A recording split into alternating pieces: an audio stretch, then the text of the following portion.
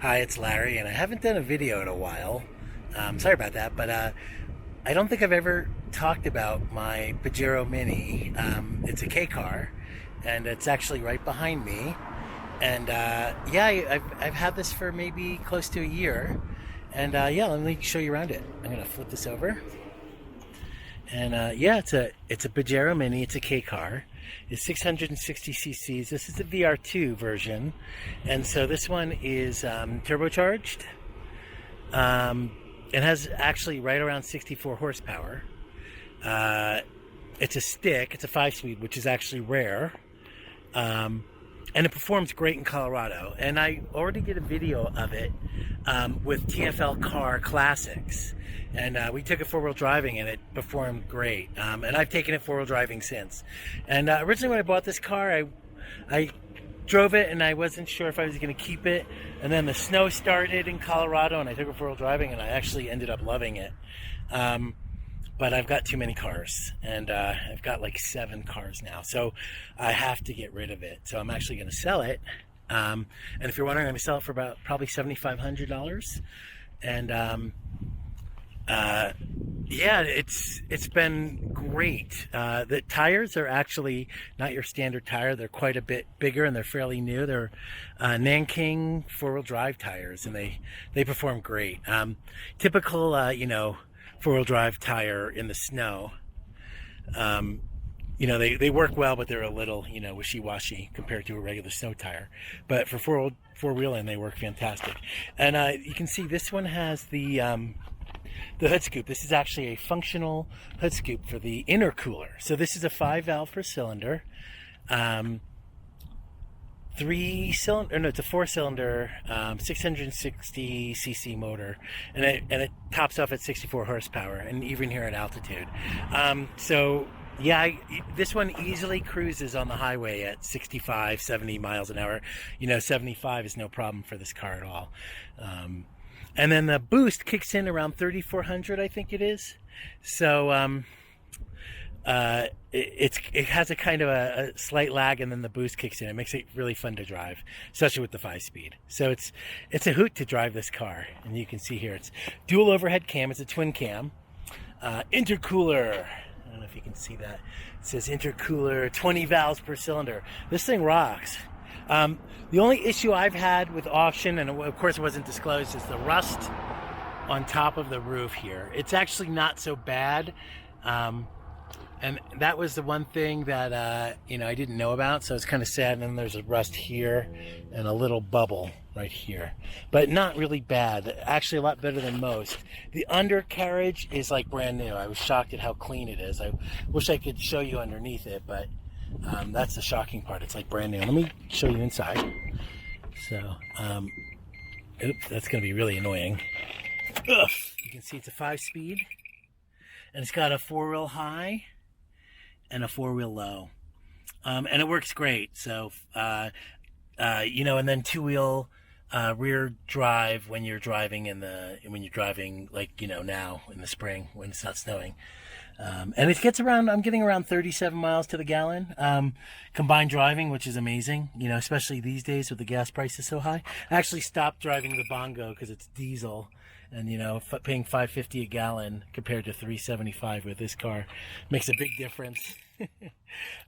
This one's got fairly low miles or kilometers. It's 106 kilometers. I bought it with, I think, 102. I can't remember. Maybe it's 104. So I haven't driven it that much. So that translates to about 65,000 miles. Actually, a little less.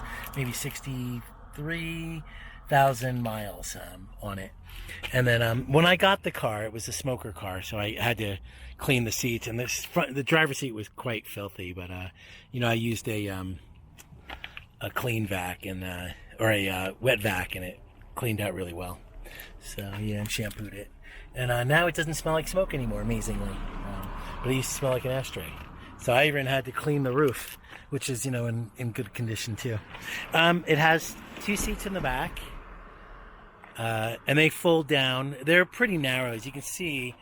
The seats are all the way back here, so you really don't have much space So it's really for kids, although I've had adults in it, especially when you slide the seat up, it's fine. And then the driver's seat can go back really far. So I've had somebody 6'5" drive this car without issue. Unfortunately, this one doesn't have the adjustable steering wheel, but it's got a really good air conditioner, thank goodness. And it's got his aftermarket Japanese radio that I think goes up to 102 or 103, wavelength FM, so 103. So you can actually get radio, usually only go up to 90 hertz. So, and then the vents here, you can see that the tab is broken off, so it doesn't move quite right. Yeah, I don't know how they did that, but yeah, one on the corner works fine. Besides that, everything is great on here. It's got power steering and power windows, power locks. Yeah, everything works great on it. Let me show you the back really quick. I'll just take you around it. It comes with a spare tire. It's actually the same size, but it's not an off-road tire. It's the standard size you get. It's really cool. They have these really nice off-road rims, though. It's really, really impressed with how well it drives in the dirt. So I've taken it to some really gnarly places, and this is the back. And then they actually store the tools here, and then you'll see under here there's a slot, and the tools are actually kept here. So so your jack and stuff is right there, so if you need to change a tire. And then these seats are adjustable. You can actually adjust the seats back and forth like that, so they're a little more comfortable. But reality is that you're only going to have 2 people in here, and then you'll use it like that. And actually it becomes quite a practical car, especially for the mileage and how good it is in the snow. It's like a perfect Colorado car with the turbo. It really performs quite well. Yeah, let me see there. I'm trying to think of anything else that is an issue on here. None. Oh, you know what? It's really cool is it's got these fog lights on the front, and I'll turn those on. Those turn on anytime. Of course, it'll turn on. But if you look up front, it's got these pretty cool fog lights that you probably can see. So it makes it really fun to drive, even in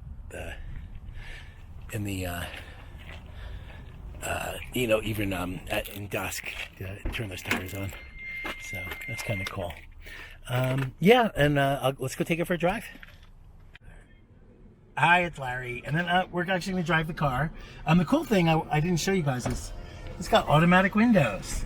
That's kind of cool. Well, just the driver's side, but still. All right, I'm going to start it up. It starts right up. And you can hear that turbo kicking in. Not really. Belt's on. And actually, my son. So I'm going to just take it on the road really quick, and then we'll go to some highway speed, and you guys can tell me what it's like. I'm going to go. I'll have to close the windows and turn on some air, so it might be noisy. And then we'll go from there.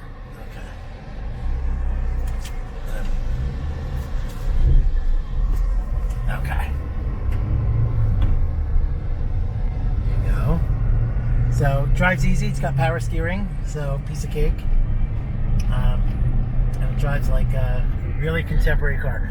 It's bouncy because of the wheels. The wheels are kind of highly inflated, and then if you deflate them, it won't bounce. But it's typical of a short-based 4-wheel drive car. You get what's called the death wobble when you're going over like 65 and you hit a pretty hard bump. The back bounces. If you're used to it, it's not an issue, but it's something all Jeep owners know about, especially lifted ones. So, but if you deflate the tires a little bit, I have them kind of inflated pretty high. If you deflate them, that'll work better. But inflated pretty high means better gas mileage. So, but they're not overinflated; they're just inflated to where they're supposed to be. All right. But yeah, that's what happens when you can have big tires. And let's see, but very standard. I'm going to get it on a street where I can actually get some speed. I'll be up in a minute.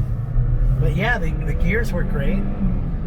It's really fun to toss it around. And then the turbo just kicks in. It seems like 3,400 it kicks in. It's hard to say. But that makes it kind of fun, especially when you start. you're like, makes you feel confident. And this car has a red line of 8,000, so it really likes to rev, as a lot of these cars do. So yeah, if you point out the window, you can kind of show people where we're at, where we're going. And then so I'm gonna pop one here, and then this will give me a chance to rev it out. So yeah, just kick in. Now we're at 34, 5,000. Have my air conditioner on. It's not a speed demon, but it works pretty good.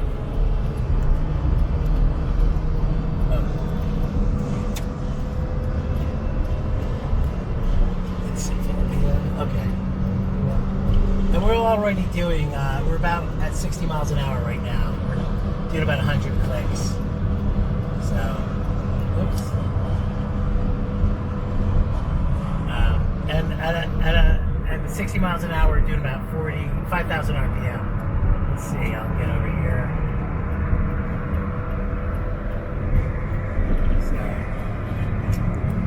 So now we're doing, we're about 110 kilometers an hour, we're gonna hit 120.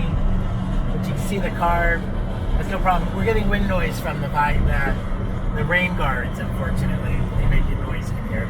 But yeah, the car does great at this speed. So I'm doing about 110. That's about 70 miles, 68 miles an hour. So it'll do it all day long, except for the wind noise. It's the wind and the wind noise. So yeah, the car does great. So these guys in the road. So and yeah, that's it. Yeah, I thought you guys might want to know how practical it is. I'll try to get video of me 4-wheel driving it. So, but yeah. Anyway, thanks for doing the video, Monica. I forgot to show you guys the engine. So it's actually really easy to get to. Typical Kei Car. So, let me flip this. So you get into the car here, and you just pull the little thing down here, and then you pull it up. And this is kind of a gem of an engine. It's 5L 4-cylinder. Let's see. Oops, sorry. Just trying to. There we go. And then there's a little button you hit up here. It's hard to do with one hand. Let me see if I can get it. There you go. You guys can see it there. Let me just a minute. It's gonna get a little messy. And I just got back from a trip, so let's go down here. So you can see it. So here's the intercooler, and there's the air filter, and then you can see the little tiny turbo right there. And this one has just been rock solid. I mean, it doesn't have that many miles on it. So somebody's hooked up something here. I have no idea what it was, but probably something aftermarket. But anyway, that's the air filter. And then it's relatively easy to change the oil in here. And then the filter, everything's underneath. The filter is actually, I think I found a U.S. equivalent of it, that you can actually buy pretty much anywhere. I think it's a 6607, Fram one that you can buy pretty much anywhere. So that's the cool thing.